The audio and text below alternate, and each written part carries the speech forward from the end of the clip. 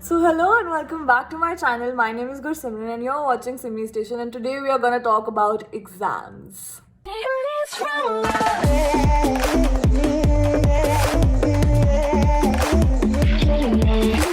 So guys, the most important thing that a student has to go through any which way is exams, and I'm going to talk about how exams are different in Canada than in India.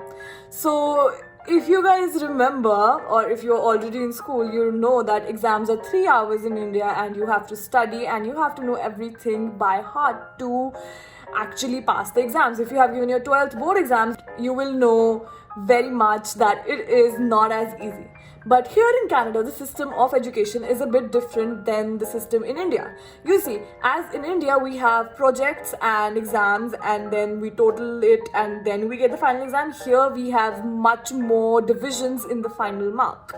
So basically, the evaluation system is obviously told to you before every semester. Every teacher has a special way of evaluating you. So I'm going to share with you some ways which teachers use here to evaluate you, and some basic things which are always going to be there. So obviously you're going to have midterm, the final, and a project, which is almost always you have these three. Midterm is basically half semester, final is the final, and project is something that you have to create on your own or research or do something related to your subjects, obviously. Okay, let's talk about my first semester. So first semester, when I was in LaSalle College, they have a very good way of evaluating. Some of the subjects did not have final exam to be written, but they have instead final presentations or final portfolios, because you learn how to create a portfolio. If you are in a class, you have to know what you are doing. Classes here are more, you can say they are more easier to test than India, because you don't have to remember everything and eat everything up like you would do in India, but you have to know the concept and the practical use of the subject that you're learning. So basically it's like very simple questions. You just have to know the thing. If you are listening to the teacher and you know what he's talking about, you probably don't even have to study that thoroughly for the exams. Personally, I'm a very studious person. I used to study a lot in my 12th standard, and I've realized that because of the same subjects, all the courses that I'm taking now are exactly the same. Just the difference is that you have to learn it from perspective of another country. So let's say accounting, it's the same because accounting is same in every country, and then other subjects like business, it's the same, just you have to learn from the perspective of Canada. So you have to know the laws, the taxes and everything of Canada. So that is the only difference that I saw, but otherwise everything was just very similar. So my best suggestion for you guys is that choose a course that you're really interested in, so that you don't have a problem in learning and you don't fail on it. Teachers always send you the presentations and the study material that they're sending. Usually you don't have to buy books.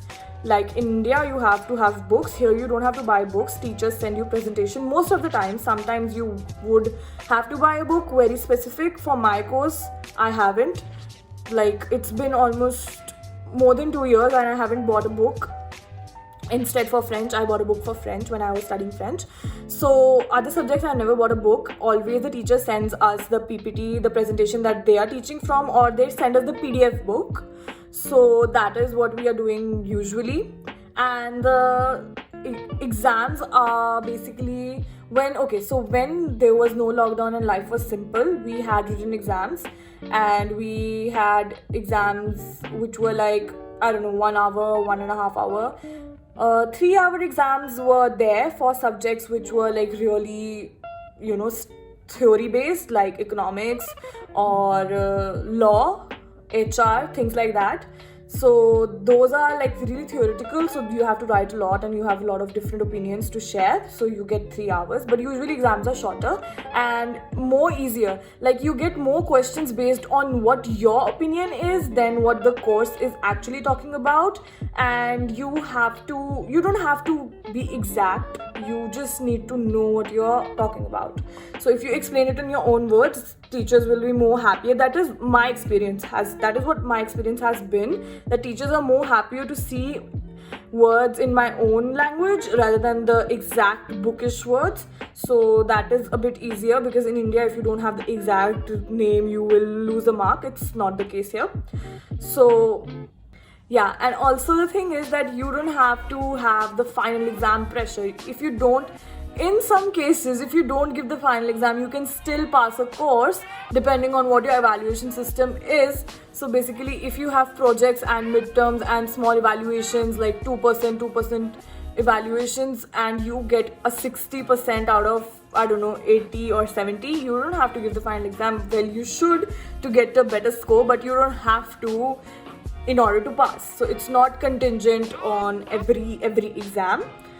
Yeah, so that is almost it. Exams are not that difficult, not that different though, but easier. That is what I personally felt.